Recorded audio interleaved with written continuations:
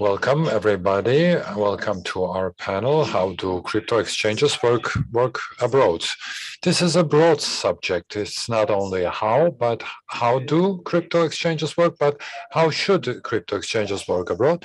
So this is a subject we want to discuss with our guests, Professor Ceylan Shahin. Then next to her, we have Tunca Yildiran, and then Associate Professor Bora Erdemar, and Ismail Hakkı Polat. So these are our names. Mr. Hakkı Polat, let's start with you. When we are saying exchange, I understand a couple of things. One of them is a stock exchange, like Binance or Coinbase, or secondly, the DeFi related exchange, and there are also a couple of names here. And there are the old exchanges which were working on the CME or ETF or Bitcoin. All of these have their advantages as well as disadvantages for the investors and also for the cryptocurrencies which are traded here. How do you see the situation here? Is one group in as a step forward, or is there a balanced structure here? Well, not balanced, I would call it chaotic.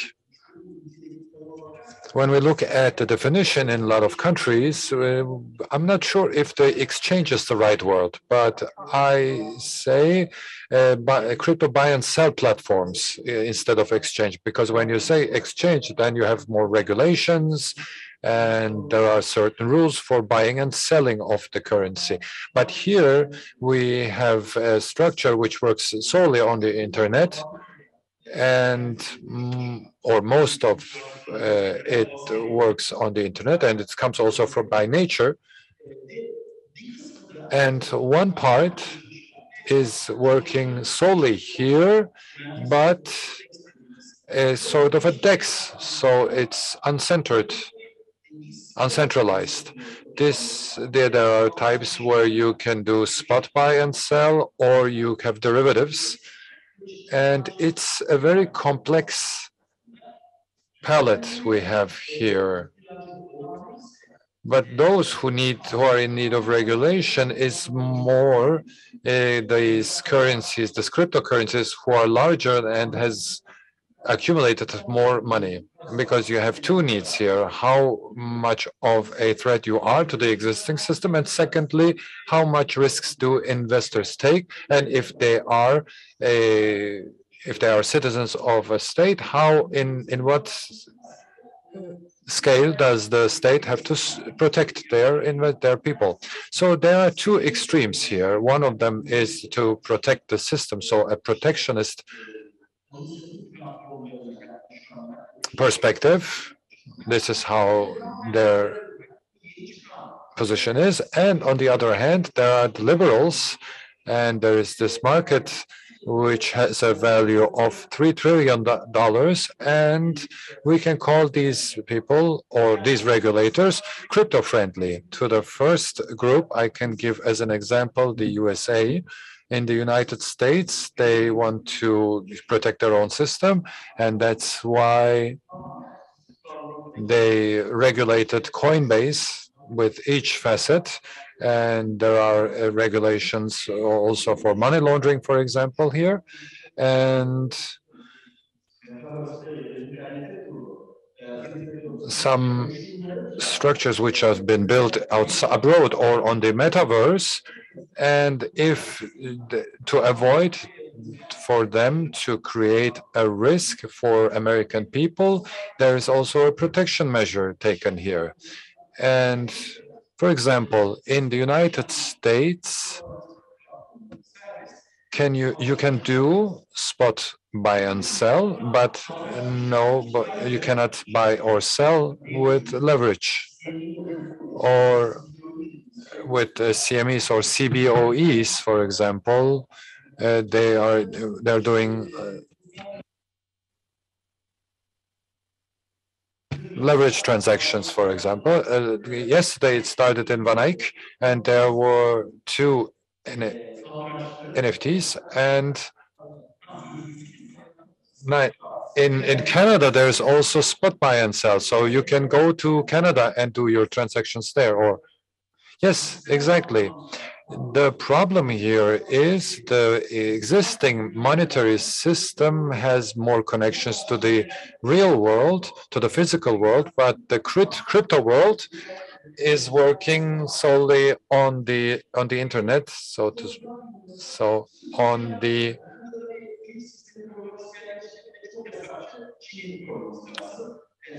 and we can have also a third part where you can place China, for example, who are tending to definitely forbid it. And you have Malta, you have Singapore, states like this, where the regulators think this is a new innovation, this is something new, and let's take these new innovations and create something for the new world.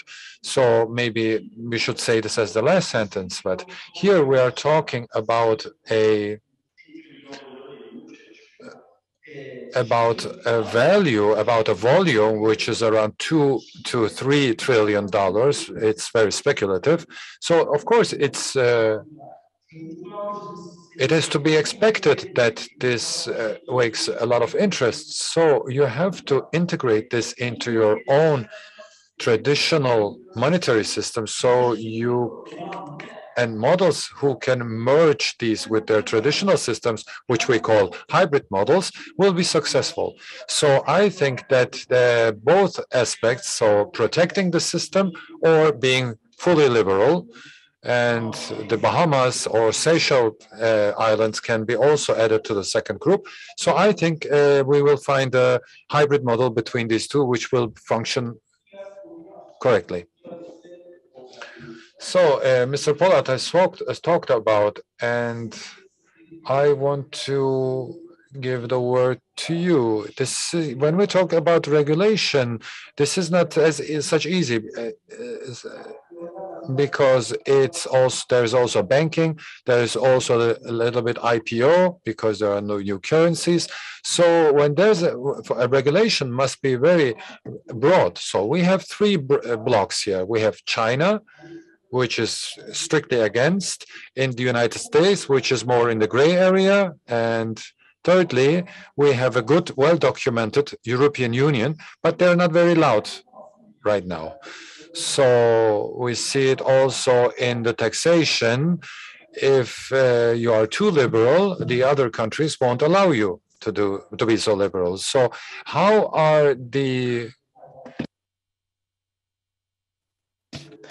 is the approach to the countries in the EU members approach? Can you give us some information about this?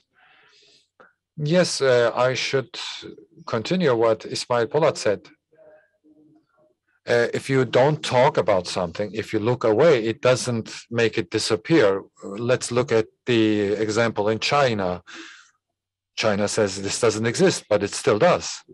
So this is a reality, and crypto assets, DeFi or NFT, we have this in our world, in our ecosystem, and this will have consequences, of course.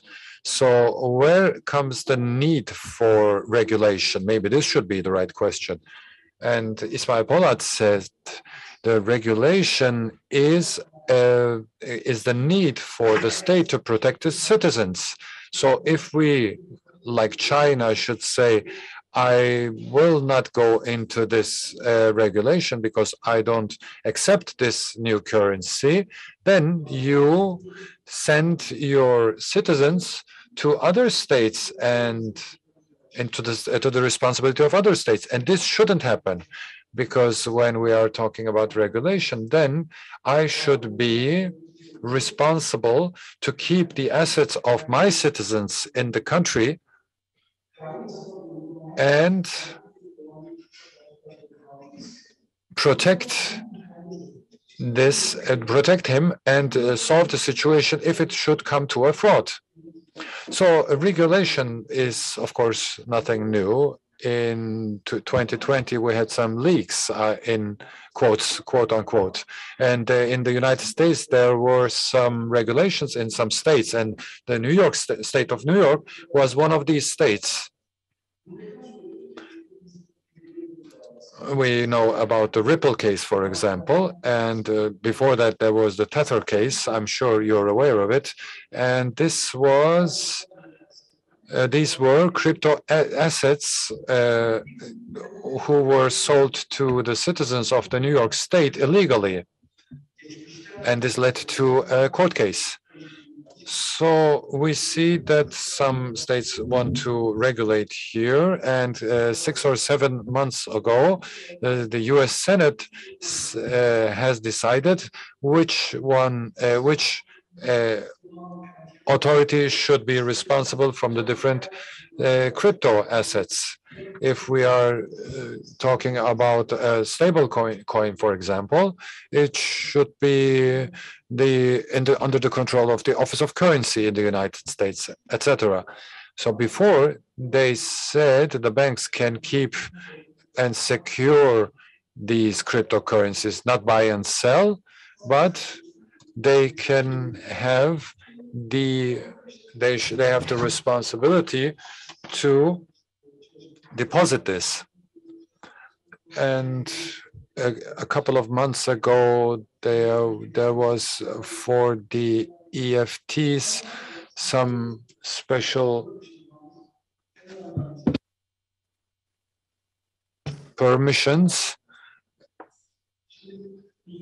And with this is a pretty broad regulation. It was 168 pages long and has dozens of articles. But Ismail Polat talked about the stable coins who will be in the responsibility of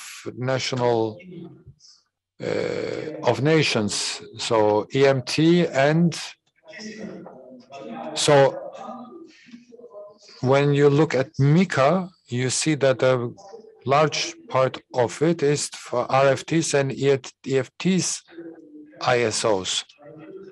If this is an RT and it has to comply to these rules when it should go to ISO, and one price currency, when it's a one price currency, then it's an EMT. And if you want to make an ISO here, you have to be a credit institution. Those were some of the rules.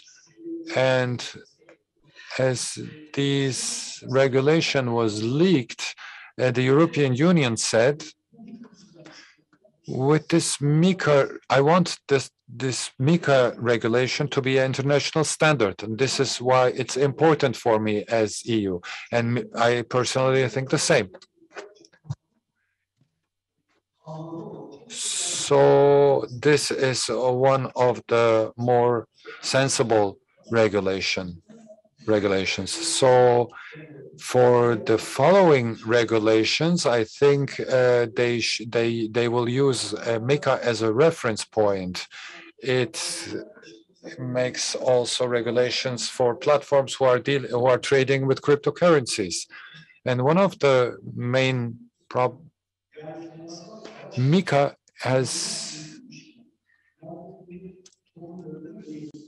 is not for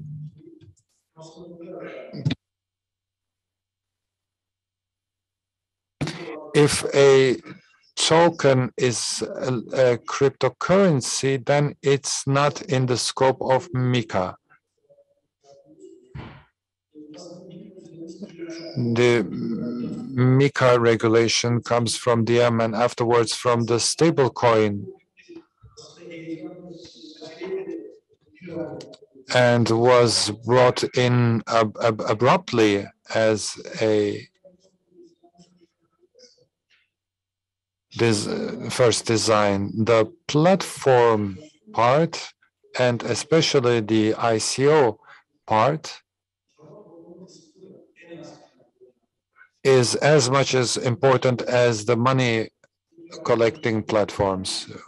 Now we're talking in Turkey about the regulation of platforms, and this is important, and I'm expecting some regulations here. But also the ICOs must be regulated, because someone is exporting something and collecting money, but we need some legal framework to regulate this area.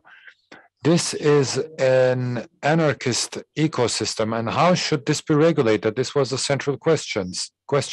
And my answer to that is none of these regulations regulate the cryptocurrencies, which are in an anarchistic nature. No, they're regulating the trading of, because no regulation says this is crypto, this should be Ethereum. No, it doesn't do the definition. But what the regulation does is, if in a platform you have cryptocurrencies, then you have to have the relationship with your customers according to these rules. If you are going to do ICO, then you need a whitelist. If you had an export of 1 million in a year, I'm talking about MiCA, 3% you have to block in a block somewhere.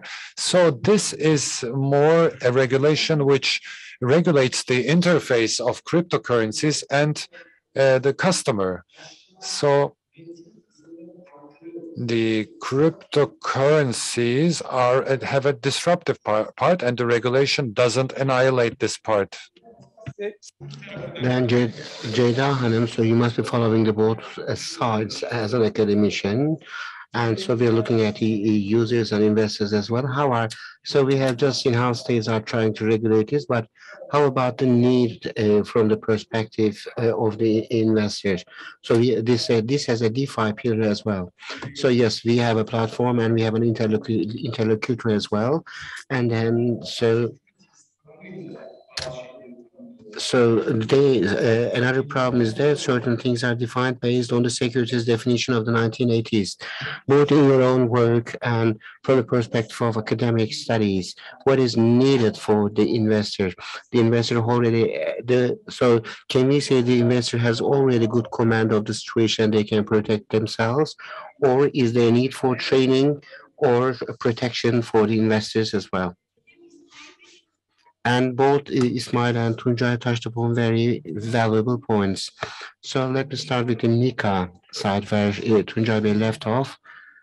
And one of the emphasis on IFO in Nika is ISO will create an alternative finance, will create alternative finances for the institutions. And this is so an ICO and in other innovations which eliminate the intermediary. So conducting a risk analysis is very important, and it's very important to measure. However, this responsibility is only investor. So engaging in certain activities without having a certain level of knowledge is a big risk. For example, for the investors, do they have the white paper? And for example, how much capital will somebody will be able to collect? But research shows that. So when can we call an ICO successful? So when they collect the capital that they aim. And so there are three factors affecting this, and one of these is so is there a pre-sale? Whether there's a pre-sale or not, because it's a business idea. So is there? So it shows whether there's an interest for this business case, and also is the security token. This has a direct impact on the success of an ICO. Is the code shared? For example, can you test this code on certain platforms, and also can you check the viability and feasibility of this project, or you can understand whether it's a hype without a business case behind it? In digital finance working group in 187 countries. And so we examined more than 305,000 ICOs in 110 platforms. And what did we examine about this? So we looked at the number of ICOs. So we tried to see what affected the number of ICOs and the capital collected about crypto assets. And so we first tried to find out whether there is a definition or a legal arrangement about this. If there is, then it is positive. Regulation will break, and then we believe that innovation will be hindered. However, we see a similar structure in all these innovations. So innovation goes ahead, and then the regulation is trying to keep up with it. And then what really matters is to be able to conduct things in a balanced way with the regulation, and also so if the AMAYKC compliance of countries is high, so if you ask me what is hindering or, for example, this development, it is the prohibitions and it's the taxes. This is one aspect of this. So it is about access to capital. And when we come to literacy, and I may touch upon this later. So we see that. So in a study conducted by my group, unfortunately, financial literacy is low, and also literacy about crypto technologies is low as well. However, as these levels of literacy increases, participation in crypto markets increases as well. And so if people aim to benefit from these markets, then it is important that we increase the level of literacy of people. And let me say one last thing about the regulations, and I can make a comment about IOSCO and Oxford University, very publication recently in a journal of in so different jurisdictions were compared based on how countries are regulating their crypto markets, and it's found that and so they compare the transaction volumes of Bitcoin, and they found that the investors goes wherever they like the regulation. So the transaction volume doesn't matter. So as you said, if you want to keep the money in Turkey and if you want to protect our own investors, then we need to have so we need a regulation with the right definitions. Uh, so I do totally agree with what Professor has said, because the interest of an investor in a market depends on what is there to protect me. And for example, so there are some crypto trading platforms in Turkey and also abroad as well. And also, when I talk to my friends now and then, so I ask why they do not prefer the crypto market in Turkey, because they say the other markets are regulated, but they believe that the exchange. So they believe that, so there's a perception that the exchanges abroad are managed better. And when you talk to people in Turkey, and so we can confirm what Professor has just said in the field as well. So when I ask people if they invest in crypto money, they say no. Why? Because there is no regulation. And people, yes, the investor is expecting a regulation because they know that when they encounter a problem in 2 days or in a couple of days, they want to see where to turn to. And last of all, and so I believe there's a misconception. I'm not sure whether you would agree or not, and so the crypto asset world, we cannot say it wouldn't be right to say that the crypto asset world is not regulated at all. And for example, there are some articles in the Turkish criminal code, and also we have the so it would be more accurate to say that the crypto assets are not regulated as expected, because when investors has a conflict, there are still remedies, and this may be arising from the, for example, Turkish um, civil code or the Turkish criminal code, and so maybe we shouldn't say there is no regulation in place, but we can say that there is no regulation at the desired level. Thank you so much, Bora Bey. And so let's go towards somewhere which is more complicated. Jalen and I talked about ICOs, and so what is the regulatability of this? and we are talking about more than 10,000 cryptos. And also, there are some NFTs adding on top of these every day, and there is a serious DeFi activity. And for example, in the squid, and so there was a fraud. So you would I think you'd have seen it if you had read it, but who is going to read it? And so who will say where a white paper should be given, and the government or the intermediary will read and interpret this, because you're working with the private sector as well. It is not such an easy task, because you don't know who your interlocutor is. And in the infrastructure package, the biggest discussions were about in DeFi project. So know your client, and then so there's also anti-money laundering as well. So what is the balance? What's the right balance of this? And I think, to make a summary of what has already been said, maybe I can say, so it is not a good thing not to have any regulation at all, and over-regulation is not a good thing either. And I believe that uh, so all the countries are working on regulations, and the main question of all these regulations is what the optimal dose should be.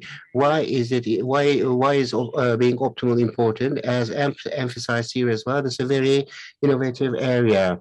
So so you so we are starting with a financial system from scratch, and we're starting with some smart contracts, and then so there are some decentralized autonomous worlds. So we are heading towards a new world. I mean, all this digitalization.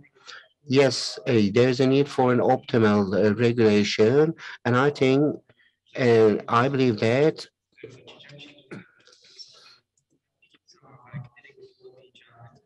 we should also admit that certain areas can never be regulated, and then so we are talking about decentralized finance protocols, and these decentralized finance protocols. So, and also, when we address this in relation to the question, how do exchanges work?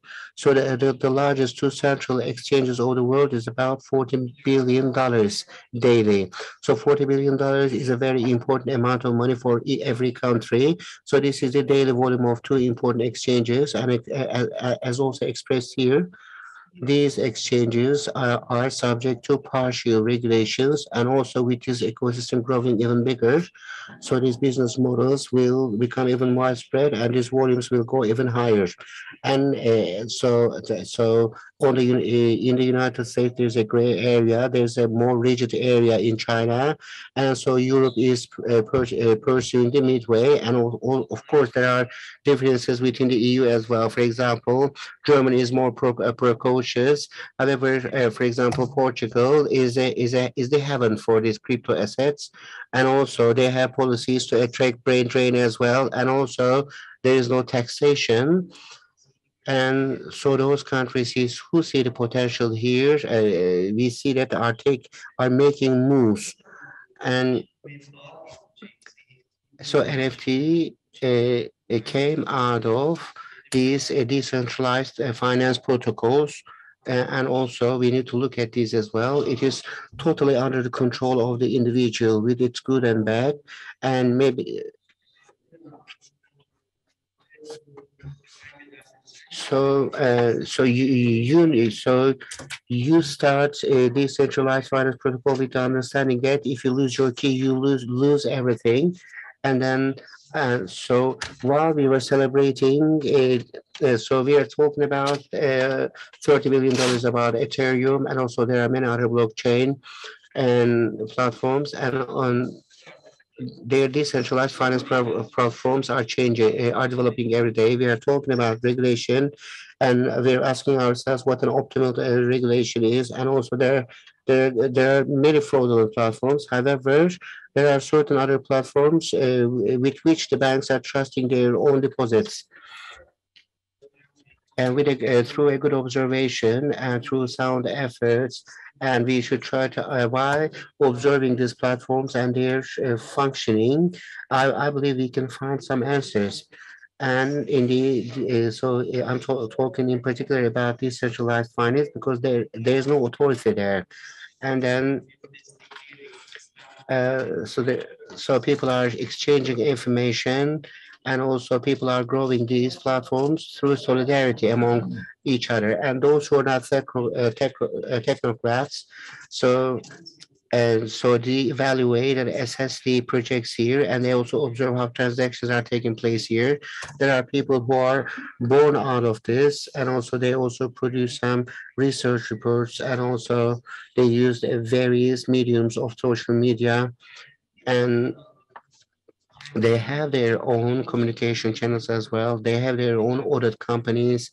And when we look at the DeFi protocols, for example, if a green light is lit by this audit company, then people say, yes, this platform is robust.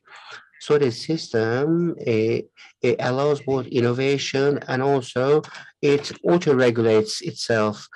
As so this freedom and the governments and also financial institutions. So we cannot accept this to directly to overlap with our expectations of protecting our citizens. However, there is a trade-off point, and I believe that we need to be sensitive about it. That central exchanges have very high data transaction volumes, and this mainly happens abroad, has to be analyzed. Those who do their job well are far ahead in the competition. And so these exchanges can receive investment from all across the world because they do their job in the right way. So, from the point of view of our country, and I believe every country should be asking this question, there is an opportunity here. And uh, so it doesn't necessarily require establishing factories, and also so we are talking about the right policies, and also we are talking about communicating with the ecosystem in the right way, and also uh, laying the ground, paving the way for example, innovation, and also those who tend to do their job in a bad way should be deterred. Some deterrent measures should be taken, and then and so and these people should be excluded from. And I believe that we can also derive value for our country from these central exchanges. And so, what has to be done? And yes, over regulation is bad, and having no regulation is bad as well. And the answer to how things should be. And so I think the evolution of this ecosystem should be analyzed in a somewhat better way. And I believe that it would be a horizon broadening in some ways. And so this discussion is not that new. And so the main question in the 20th century was whether we should liberate the markets totally, or whether we should be shaping these markets with the intervention of the states. A point has been reached, was reached. Controlling everything is against the nature, um, or leaving the market all alone could also harm competition as well. And so there's a need for an optimal regulation there as well. And I believe that uh, the balance found there can also be a solution to the questions about the crypto assets as well. We have talked about the current situation, and then we have analyzed the countries. And Bora Hoca told us how things will be towards in the future with one last thing. And I can talk about something which can be a model in the future. So, code is law, which is a common saying in the crypto money community. So, if you're a state or an entrepreneur individual, if you write a code, it is regulated and also audited well. And because it's open, it is transparent, and it gives you this opportunity. For example, there was an exchange called Sushi Swap, and So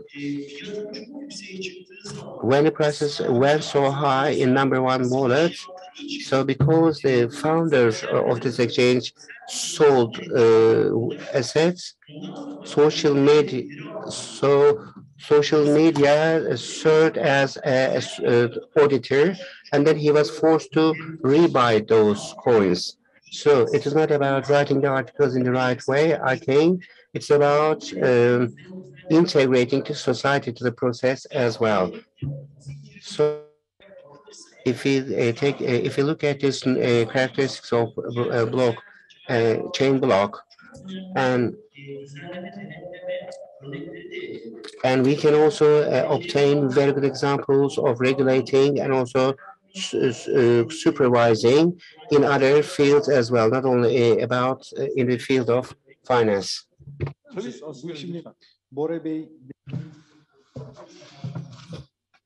Bora Erdemar talked about this, and Ismail Hakkı said something in return. But I think that the cryptocurrency world shouldn't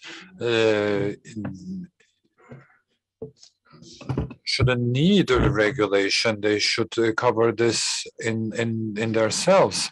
So there are some certain codes, for example, for members, or the standard contracts the members have to sign. So my concern is in the beginning, when we come to this regulation discussions, the regulations has to be balanced. How much should the state interfere?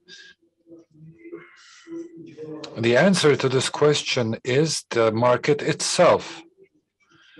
How much, it depends on how much room the market leaves for the state to intervene. How much of those problems they couldn't solve by themselves. If you can reach a consensus when it comes to some certain ethical concerns or ethical topics, then maybe you don't need a state regulation or intervention, because there are some fakes, there are some scams, for example, in these under these coins, and the institutions who did their ICOs, for example, can come together and make a regulation amongst themselves or put a standard here. There are some self-regulatory organizations. We can have the same here in this ecosystem. So the state will look and decide for himself, do I need to intervene here? Do I need to protect my citizens here?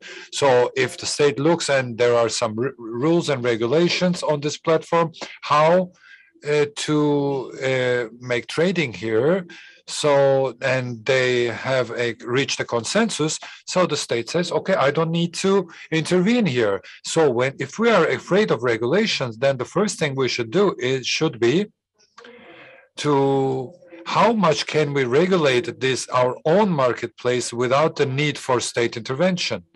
Yes, but the financial literacy is here important, and Ms. Onay spoke about this, and Bora Erdemar talked about everybody should know their own passwords when they enter into DeFi. But there are also examples like this. I know that I don't have anyone with whom I can get in contact with, and I'm solely responsible for my wallet.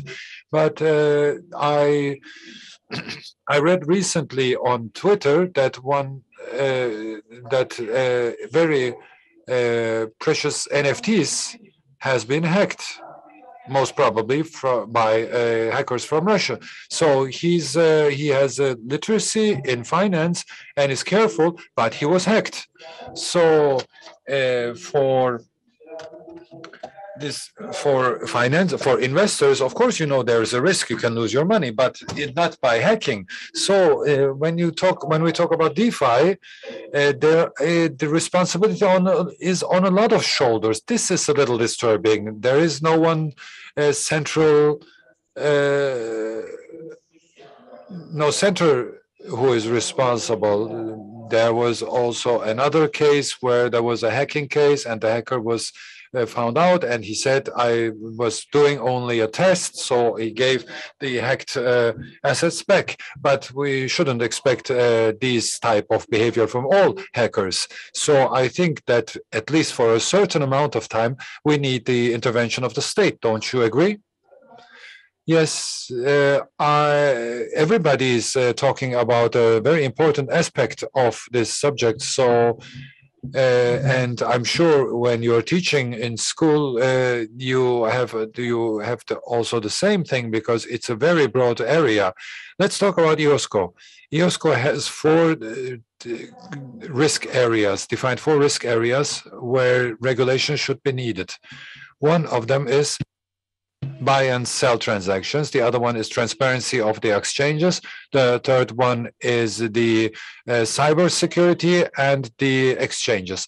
So this is what you're talking about, is security, and in buy and sell transactions is that empty buy and sell, for example, a problem. In 29 crypto platforms where Binance is also included, they made a comparison, and they looked for, are there empty trading in regulated exchanges? No, because the exchanges do these empty tradings because they want to raise their volume, but there is no money behind it. So this is a natural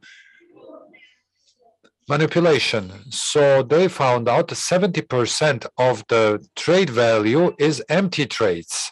So this means $4.5 trillion, and this can carry a crypto exchange 46 steps ahead. So there is an incentive for exchanges to do empty trading when there is no regulation. So how much can you give the responsibility to that, to these exchanges? So about DEX, for example, and transparency. Who's controlling DEX as a platform? A couple of developers, or is it advanced enough to allow everyone to have an effect here?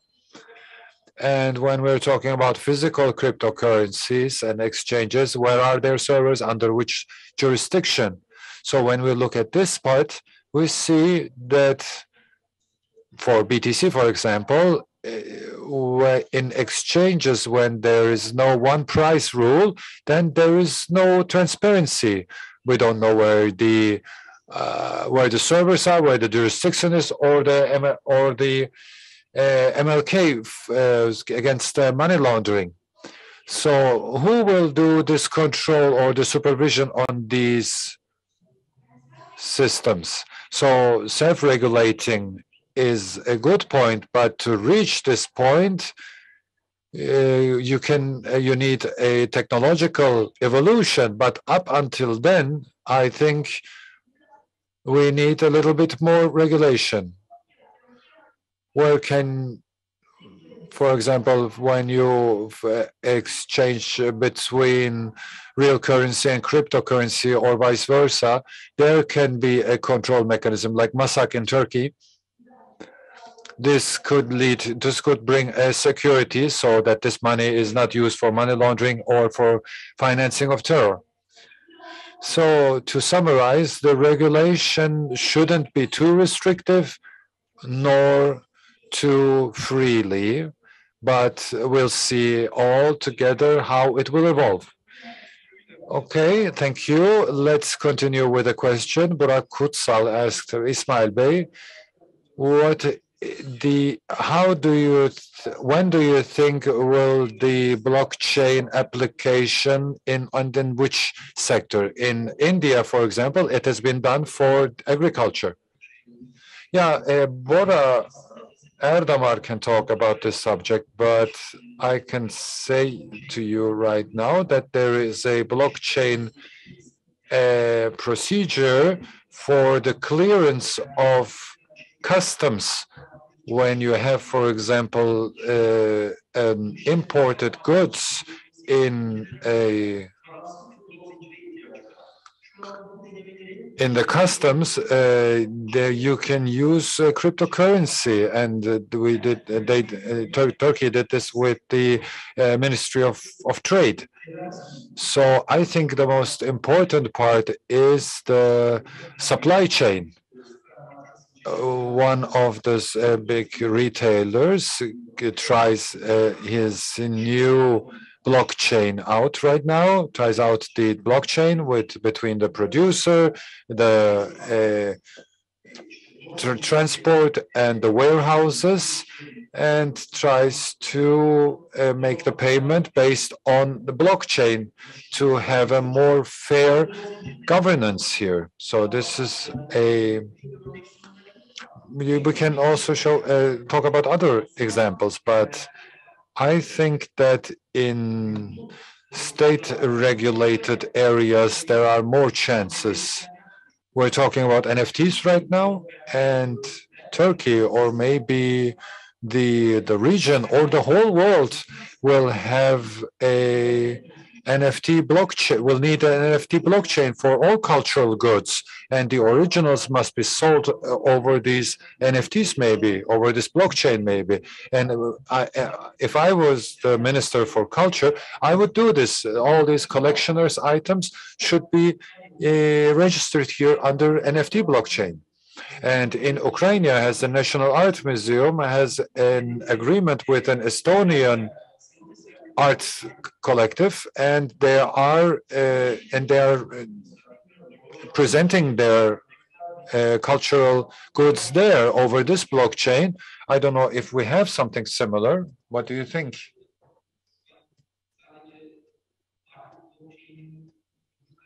Thank you for this subject, but I want to say that this isn't only limited to culture, but from sports to industry, in every facet of life, we need this decentralized finances, and so these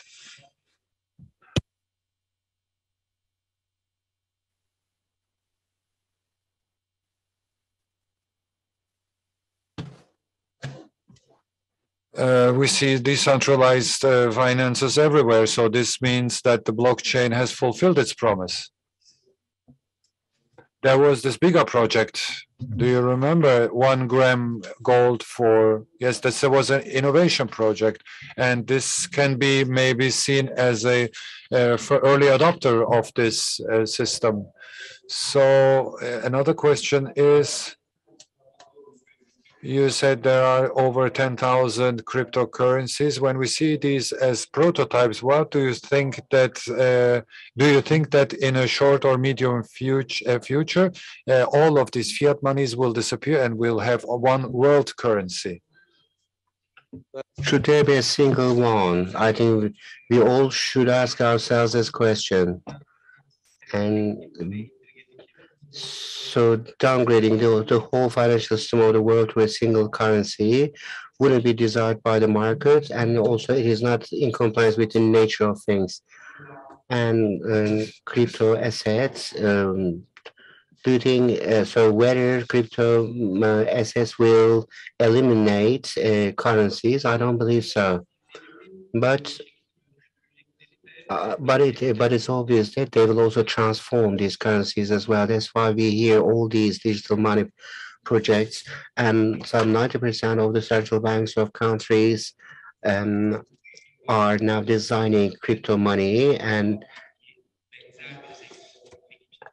so they are coming up with projects to be on the same level as the crypto monies, and especially with the pandemic. And so when income inequality has got even deeper, and when millions of people are still having many troubles about accessing the financial markets, and I think the trade of the world, and I believe when it's obvious that the needs of world trade will be met, and NFTs or stable coins or so, and I believe that those who contribute to the welfare of the world would come to the forefront. is so there are a couple of very nice questions as well. Burak Özdoğan Bey asked the first question. Hasan Cömert Bey and has a question for you, Tuncay Bey. The blockchain system.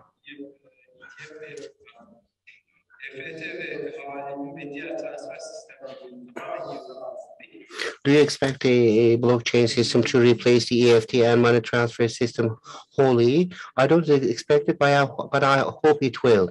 It doesn't look very possible for the moment because the central bank and issued a regulation about payment systems. And so these banks are sensitive against these payment systems, and they prevented a project being formed. But I believe that, and so the blockchain and also crypto, based on the rationale of a blockchain, this should be replacing EFT and transfer. Then what services will the banks provide? They will evolve. In addition to classical finance, they'll have to come up with different products, just for wallet services, or and so they'll be the gateway to enter the blockchain. They will provide with, for example, digital identities. But they'll assume various functions. But I hope that the blockchain. So we have SWIFT on the one hand and EFT on the other, and I think there's a need for an integration of all these, and I believe that, and we should be able to register things on the blockchain. This Konukçu has a question for you. Thank you very much for your presentation. What countries are taxing the trading of crypto assets, and what's the legal justification of this? There are different rates in different countries, and as its legal justification, if a certain income is being raised out of this, then so the countries receive income tax from people, and there's withholding tax as well. And if we take the latest developments into consideration and the definition of brokerage, so 28 billion out of so I believe that many countries will be copying this model, and but if you ask me what the tax rate in various countries, whether it's 15 or 20 or 40%, but I believe that the Portugal case should be examined. I think it was in 2014 ILS and attempted to tax it as a value increase tax. So withholding is the most commonly used method in Turkey, but I'm not sure that it's the right method. So if there is if a taxation regime would be in question, and I believe that value gain and tax should be the question. A statement-based taxation would be more appropriate. And I'm closing with the last question. Hulusi İlker Evin is asking a question for you. In the trading platforms, we only see the orders, so they are not an exchange in the real sense. So we see that no recording is made on the blockchain or in the name of the customers. Do you think if records are kept in the central exchanges, how do you think this method will be possible in the transition period? Yes, it could be and could not as well. Yes, it could be. Yes, so records will be kept well, and it will be presented well to the state as well. So it can make life easier for the regulator. However, in certain exchanges, so for example, bots are manipulating the slates, and also when we look at those exchanges without the centers, decentralized exchanges, so the, so people avoid certain things when there is whenever there's algorithms. However, we should say how things will be centralized or how decentralized it will be is based on the scale and also on the needs as well. And so in these decentralized exchanges, as I said, due to public auditing, you can control those exchanges or there are some demands to change code. For example, and in Uniswap, these are taken by versions and also relations with, for example, liquidity pools. And also there are some, even some central bank experiments are coming out of it. Rather than recommending a method, I think we should look at the most basic need. The most basic need is, if the most fundamental need is the smooth functioning of these, because each of these is a design, we should look at to what question there an answer.